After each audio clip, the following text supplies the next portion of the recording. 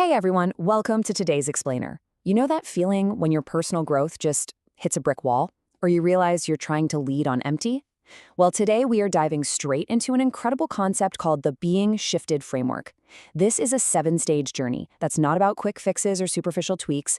It's about genuine identity-level transformation. Let's get right into it. Take a look at this Metanoia butterfly logo. It's basically the perfect symbol for what we're talking about today. See, real change isn't just slapping wings on a caterpillar and crossing your fingers. It's a fundamental reconstruction from the inside out. We're talking way beyond simple behavior modification here. It's about shifting who you actually are at your core. Which brings us to the absolute bedrock of this whole framework. You cannot change what you cannot see. Honestly, it's such a stark, brilliant truth, isn't it? You simply cannot transform a part of yourself, your habits, or your leadership style if you're refusing to even look at it. You've got to flip the lights on first. Now, as we walk through the 7 stages of the shifted acronym, keep this vital concept in mind. Human growth is almost never a perfectly straight line. If you find yourself looping back to earlier stages as new layers of your identity are revealed, don't sweat it. It's not regression. It's not a failure. Like the framework beautifully puts it, it's actually you acquiring profound depth. So here is our roadmap for the explainer today. We're going to break this journey into 3 main parts: the inner foundation, embodying the shift, and finally, multiplying transformation. Kicking things off with Section 1, the inner foundation, where we establish our ground truth. This whole first phase is built sequentially across the first 3 stages of the shifted acronym: see, hope, and identify. Together, these are going to form the absolute bedrock of your new identity. So, stage 1 is see. And listen, this stage demands radical honesty. We're talking absolute clarity on your current reality. And this is a huge distinction in the source material, this isn't about beating yourself up. No harsh, self-condemning criticism allowed here. It's about looking at yourself with clear-eyed, compassionate honesty. The framework actually describes this as seeing yourself through God's eyes, dropping the ego, dropping the defense mechanisms, and just looking at the facts of where you stand. To really nail this stage, you have to anchor yourself to one incredibly powerful question. What is the truest picture of where I am right now? You just have to sit with that until you uncover the raw, unfiltered reality, completely stripping away all your usual excuses.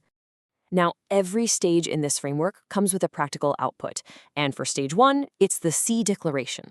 This is a written statement proving you are firmly committed to facing your current state. Putting pen to paper is crucial here. It stops your brain from shifting reality around and firmly locks your starting line into place. Once you know exactly where you stand, we hit stage 2, hope. But we're not talking about some fluffy, warm feeling here. In this framework, hope is a deliberate, gritty decision to face the future. You literally construct what's called a vision architecture across 5 specific domains: your calling, character, community, contribution, and legacy. By defining exactly what could be in these areas, you build a future that is compelling enough to pull you forward through the really tough parts of change. With that massive vision set, we dive into stage 3, identify. Honestly, this is probably the deepest and most transformative part of the whole framework. It cuts right to your core by asking a very heavy question: who am I? Really, beneath the roles and the performance. It completely challenges those invisible scripts that are secretly running your leadership. And how do you resolve the tension of a massive question like that? With your stage 3 deliverable, the Identity Declaration. It's a first-person, present-tense statement of your genuine identity. The source emphasizes that this should be specifically grounded in scripture and your calling, allowing you to systematically ditch those old limiting beliefs and lock in the true you. Moving right along to Section 2, embodying the shift, where we look at action and integration. Okay, so you've done the heavy lifting internally. You know your reality, your vision, and your true identity. Now, things really speed up. This active phase is all about mastering stage 4, focus, and stage 5, transform. This is exactly where the theory hits the pavement, and your internal identity becomes your external reality. In stage 4, focus, it's all about what you are actually doing, and more importantly, how you are doing it. You have to ask yourself, what does faithful, intentional action look like coming from my new, true identity instead of being driven by my old, false one? Everything has to align perfectly with who you just declared yourself to be. To keep this from just being abstract theory, your output here is a 90-day aligned action plan. I know, everyone loves a good 90-day plan, right? But this one specifically guarantees that all your deep identity work actually translates into prioritized daily action for the next 3 months. It connects your lofty vision right to your daily calendar. Which leads us directly into stage 5, transform. This is the real testing ground. Your new identity gets put under pressure in tough conversations, through failures, and, as the framework so perfectly puts it, in the ordinary Tuesday of leadership. It's not about the big, dramatic onstage moments. It's about embodying the shift when absolutely nobody is watching.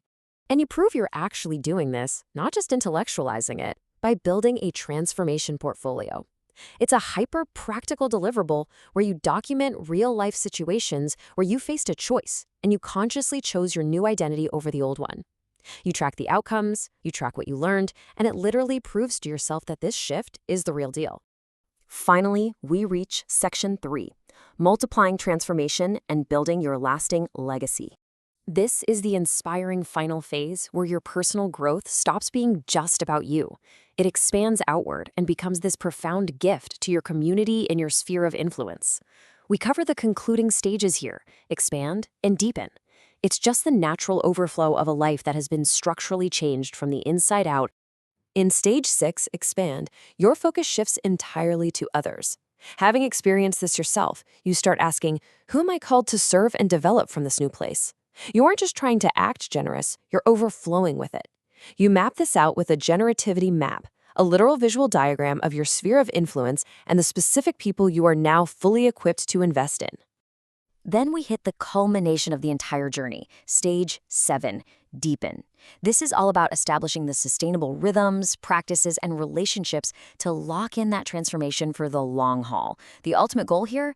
To lead effectively and keep growing without needing the scaffolding of a formal program to hold you up. You become totally self-sustaining. Your ultimate deliverable for this entire 7-stage framework is the legacy statement. It challenges you to boil everything down into a single punchy paragraph capturing exactly who you are becoming, what you are building, and how you want to be remembered by the people you leave behind. We have gone all the way from getting brutally honest about our current reality to mapping out a truly generational impact. So as you look at your own leadership journey today and the systems governing your identity, I want to leave you with this final provocative thought. Now that you know the path, how are you going to step up, do the deep internal work, and become a true catalyst for transformation in the lives of the people around you?